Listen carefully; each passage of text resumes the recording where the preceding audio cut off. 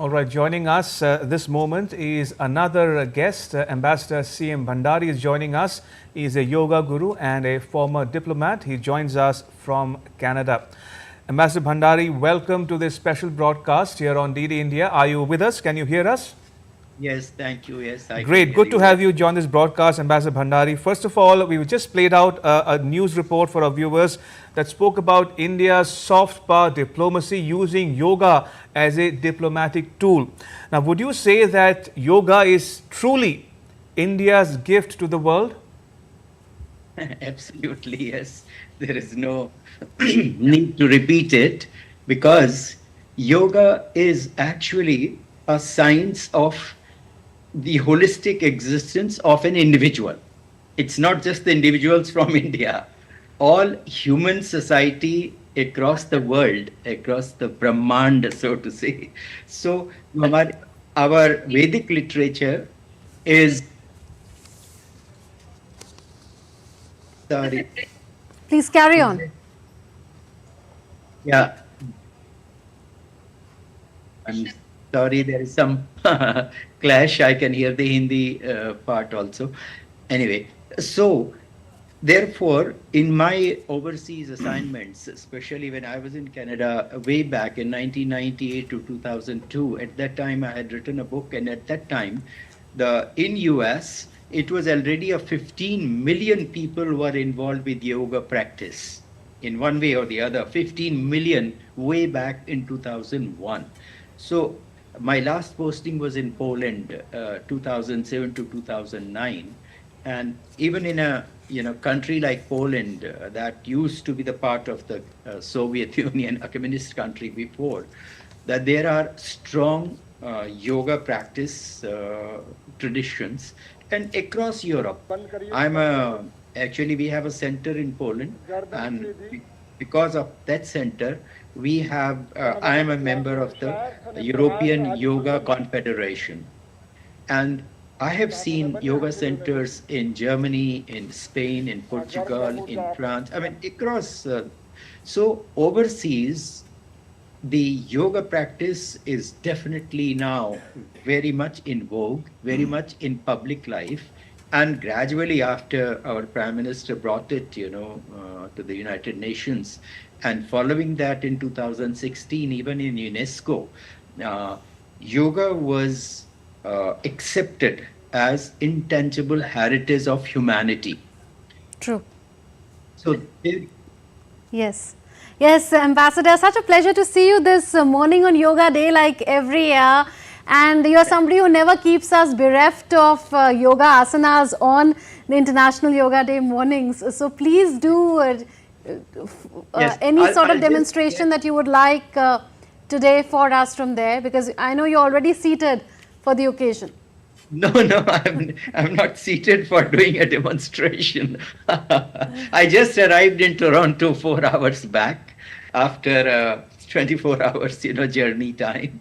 So, but anyway, I'm very happy to share, few things that yoga needs to be, taken to much, much higher levels, where yoga can be really the soft diplomacy to bring a world peace, so to say.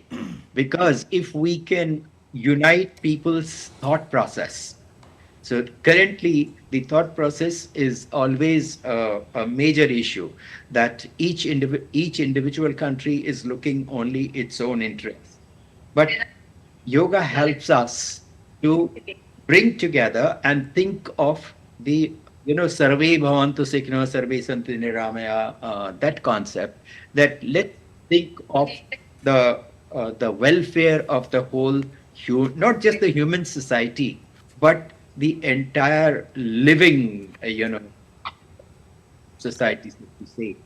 So therefore, this is the heritage, and currently the need is that we present yoga as a highly evolved science.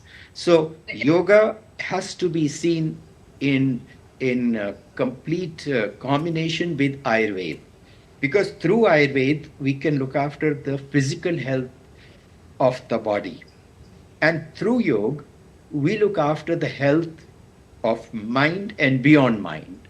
So how this thought process is taking place, who is involved in the thought process, who is involved in decision making. So these are the kind of aspects of an individual's daily, work, which the person is not clear how it is happening.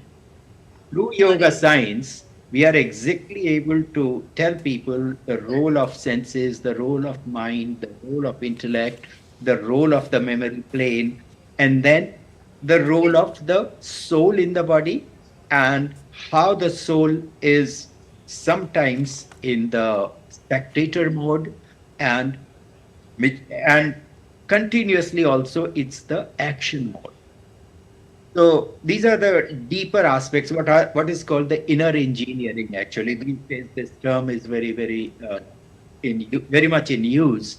That what is the inner engineering? So the inner engineering is that this central part of the body is involved with the manufacturing and maintenance of the physical health of the body. This head part of us, where we have the mind seat is right here on the, what is called the third eye, and the middle center part of our brain, where all our knowledge is enshrined, and where the intellect is using that knowledge and in decision making process. And the soul is residing, of course, in the center here, not in the physical heart, but in the center of this sternum, where there is a dip right here, what is also called the Anahat chakra. And then how this soul combining with our thought process becomes a active person. And when we can remove our desires, then this soul becomes a spectator. So meditation is the process where we put this active person who is pursuing the desires into the spectator mode, where the person can reflect on his own actions and see where he has gone wrong, where he is right. And through that process, we try to find solutions for all our stress factors. So this is how yoga, when we take it beyond the physical asanas and we take it to the pranayam process and the meditation process, and then beyond that also, in realizing our dreams. So how we can manage our worldly life, and then how we can also individually remain a calm and composed person who is always in balance. So that is really the depth of yoga practice, which can help us lead a very purposeful life. Indeed. Ambassador Bhandari, you practice yoga. You have been a practitioner of diplomacy. So I have to ask you this.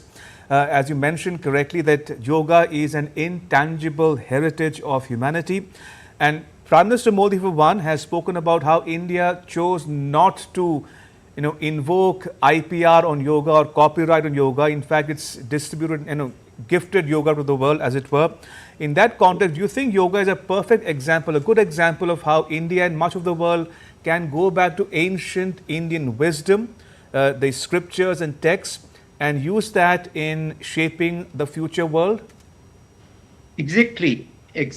And I can tell you, I'm running now full time this yoga program in a scientific way. So we are using yoga and Ayurveda together, and we are able to look after the health of people, where actually the health issues are not in the physical body.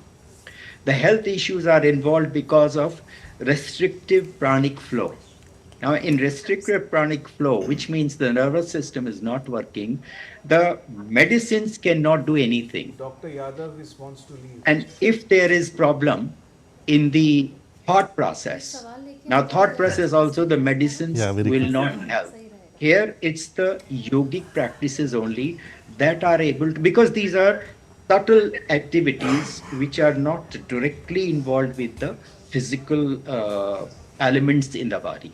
So therefore, this part is universally applicable, and if we can scientifically explain to people, I have done it in I was ambassador in UAE, and I found that my friends, Arab friends, had no difficulty in, practicing it, because I showed it that it is just you and your body, whatever is going on inside you. We are not discussing any religion or any religious practice or any faith in it. It's just the science and the ultimate science, especially how we understand God and how we understand the soul. And then do we accept that there is life after death, which is called the punarjanma, reincarnation. तो ये सब चीजें we can precisely explain the science, how it is happening, and where we don't bring any religious beliefs, or we are not talking that this is because of the uh, then limited Indian thought process or our Hindu way of life. So we are saying this is what humanity, and that's how actually in 2016 ICCR had sent me to UNESCO to make a presentation where it wasn't so much about the yoga asanas, where it was really this science of the person in this body who actually determines my character and my personality, which is interactive with others. My physical stature is not directly active. It's just my presentation, my identity. But my real active personality is what my thought process is, how I can see things. And this really determines the field of yoga. And when we deal like this, then we can transform our own thought process. We can, who all are connected with us, we can, be very understanding. Even if we don't agree on certain matters, we always agree to disagree and yet remain good friends. So that is what we need. And that is what I think our Prime Minister is doing, that he is friends with all world leaders, whether we accept on issues or we don't, but we at least maintain good friendship. So this is how I really see that yoga as a soft power is becoming a very powerful tool to unite the world leaders and people in general. Ambassador Bhandari, please stay with us. Let's take a question from one of the guests in the studio who also has to leave. So a parting shot really. Any sort of a global study or an Indian study which is on for the future, in a sense, with a futuristic point of view, to get more and more people